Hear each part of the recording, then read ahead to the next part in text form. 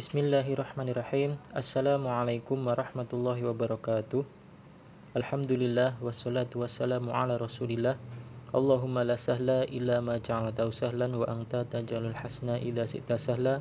Rabbi shrah li sadri wa yassir li amri wahlul 'uqdatam min lisani yafqahu qawli.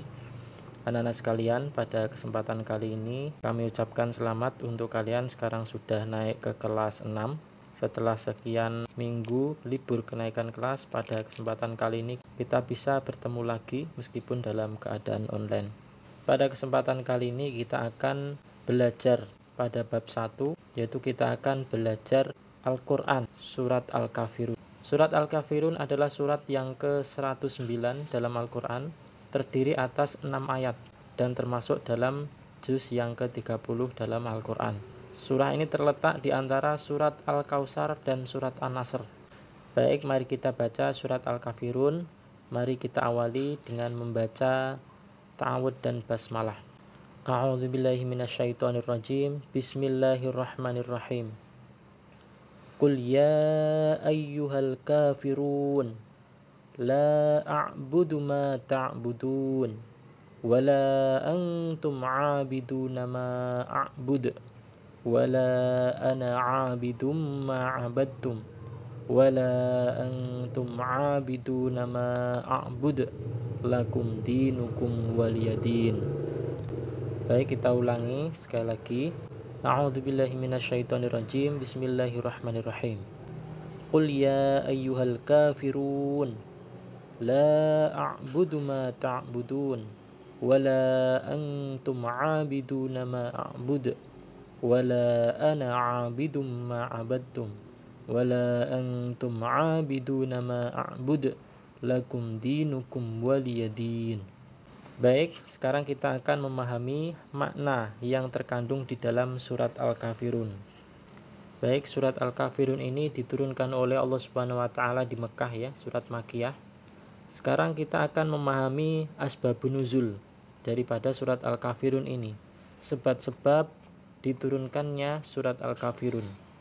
Diriwayatkan dari At-Tabrani dan Ibnu Abi Hatim dari Ibnu Abbas bahwa orang-orang Quraisy menawari Rasulullah SAW berupa harta, ya, harta yang banyak, sehingga ia akan menjadi orang yang paling kaya di Mekah dan akan dinikahkan dengan perempuan yang dikehendakinya. Mereka mengatakan, ini untukmu wahai Muhammad, namun berhentilah mencaci Tuhan-Tuhan kami dan menyebutnya secara jelek. Kemudian Allah menurunkan ini serta Quran surat Az-Zumar. Jadi sebab daripada diturunkannya ayat ini adalah karena Nabi Muhammad SAW mendapatkan tawaran dari orang-orang Quraisy, yaitu berupa harta yang sangat banyak, sehingga nanti Nabi Muhammad SAW akan menjadi orang yang paling kaya. Kemudian selain itu dia juga ditawari untuk dinikahkan kepada orang yang ia kehendaki. Jadi Nabi Muhammad mau dikasih uang yang banyak, kemudian juga mau dinikahkan dengan seorang wanita yang ia kehendaki. Disuruh milih, begitu maksudnya. Dan syaratnya apa? Ketika Nabi Muhammad SAW menerima tawaran dari orang-orang musyrikin Quraisy, ya, syaratnya adalah Nabi Muhammad SAW untuk menghentikan dakwah beliau. Kamu boleh menerima tawaran saya ini, tetapi kamu harus menghentikan dakwahmu. Jangan kamu sampaikan Islam, jangan kamu sampaikan apa yang telah kamu sampaikan selama ini. Yaitu Nabi Muhammad SAW menyampaikan wahyu dari Allah Subhanahu wa taala.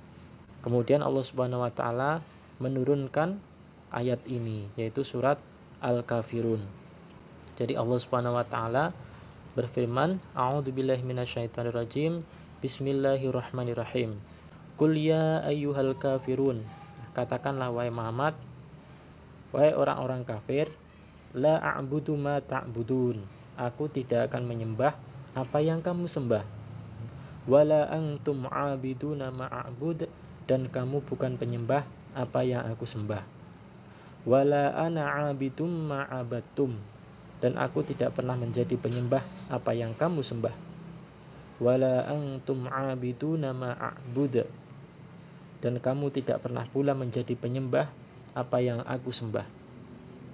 Lakum dinukum waliyadin. Untukmu agamamu dan untukku agamaku. Ya. Maka ini adalah firman Allah Subhanahu wa taala yang diturunkan kepada Nabi Muhammad SAW untuk dirinya dan untuk umatnya. Ya. Ayat ini adalah solusi daripada Nabi Muhammad SAW yang telah ditawari oleh orang-orang musyrikin Quraisy untuk meninggalkan dakwah beliau. Ya. Apakah beliau memilih harta yang banyak ataukah beliau memilih dakwah di dalam jalan Allah Subhanahu wa taala? Maka akhirnya Nabi Muhammad SAW untuk memilih tetap berdakwah di jalan Allah Subhanahu wa taala. Kemudian selanjutnya beberapa cara mengamalkan surat Al-Kafirun adalah sebagai berikut. Di antaranya yang pertama adalah rajin beribadah kepada Allah Subhanahu wa taala. Beribadah itu apa saja? Ya rajin mengerjakan sholat, ya, rajin mengaji, membaca Quran, rajin membantu orang tua, taat kepada orang tua, taat kepada guru, dan lain sebagainya.